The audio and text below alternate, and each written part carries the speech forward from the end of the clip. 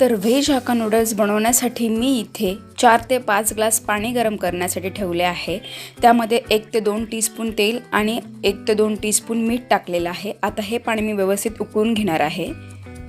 तर इथे मी हे नूडल्स आणलेले आहे। तुम्हाला हवे असतील तर तुम्ही चिंगचे सुद्धा नूडल्स वापरू शकता, पण नेहमी मी हे यूज करते, त्यामुळे मी हे नूडल्स आणलेले आहेत।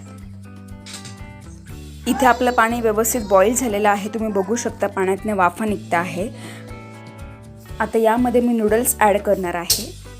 तर लक्षात ठेवायचं आहे पाणी अगदी व्यवस्थित बॉईल होऊ द्यायचं आहे, नाहीतर आपले नूडल्स चिकट होतील, मोकळे होणार नाही।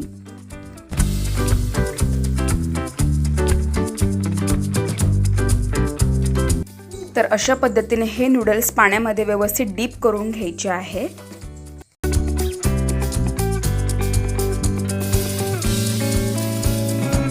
तर इथे मी चिंग्सचा हक्का नूडल्स मसाला आणलेला आहे। तर हा मसाला तुम्ही जरूर यूज करा, याने नूडल्सला खूप सुंदर चव येते। तर इथे अगदी 2 ते 3 मिनिटांमध्ये आपले नूडल्स शिजत आलेले आहेत। तर नूडल्स शिजले की नाही हे बघण्यासाठी आपण नूडल्स हातावर असे तोडून बघणार आहोत।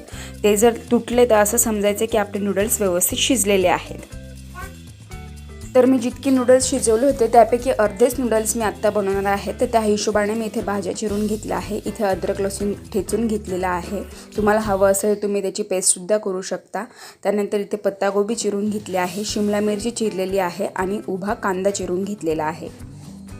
तर अशा चाळणीच्या साहाय्याने मी इथे नूडल्स स्ट्रेन करून घेणार आहे। त्यातलं सगळं पाणी आपल्याला काढून घ्यायचं आहे।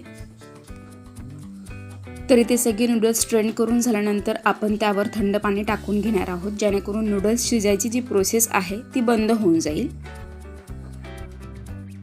आता मी इथे कढई घेतलेली आहे। कढईमध्ये मी साधारण 3 ते 4 टेबलस्पून तेल टाकणार आहे। तेल अगदी व्यवस्थित गरम होऊ द्यायचं आहे। तेल गरम झाल्यानंतर मी त्यामध्ये कांदा टाकणार आहे, त्यानंतर शिमला मिरची टाकणार आहे आणि पत्ताकोबी सुद्धा टाकून घेणार आहे।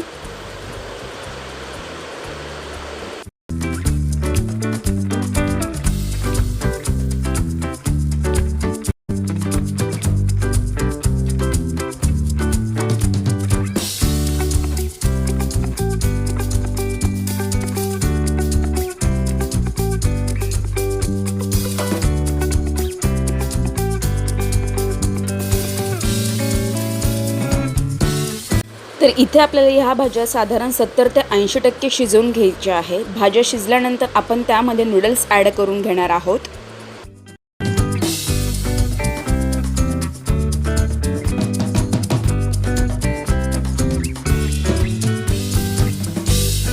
नूडल्स ॲड करून झाल्यानंतर मी यामध्ये 3 ते 3.5 चमचे जो आपला चिंग्सचा मसाला मी घेतलेला आहे तो ॲड करणार आहे।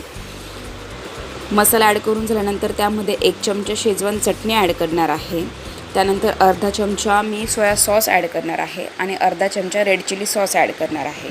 तर लक्षात ठेवायचं आहे मी आता यामध्ये मीठ टाकणार नाही, कारण नूडल्स शिजवताना पण आपण मीठ यूज केलं होतं आणि सोया सॉसमध्ये सुद्धा मिठाचं प्रमाण जास्त असतं, त्यामुळे मी यात मीठ टाकणार नाही आहे। आणि अशा पद्धतीने मी सगळे मसाले आणि नूडल्स मिक्स करून घेतलेले आहे। आणि सगळे मसाले मिक्स झाल्यानंतर आपण हे नूडल्स एकदा टेस्ट करायचे आहे आणि त्यानंतर जर वाटलं तर मीठ ॲड करायचं आहे, नाहीतर मग मीठ टाकण्याची काहीच गरज नाही। तर तुम्हाला आजचे मी बनवलेले नूडल्स कसे वाटले हे मला तुम्ही कमेंट करून नक्की सांगा। व्हिडिओला जास्तीत जास्त शेअर करा आणि लाईक करा। भेटूया नेक्स्ट व्हिडिओमध्ये, तोपर्यंत काळजी घ्या। Bye bye.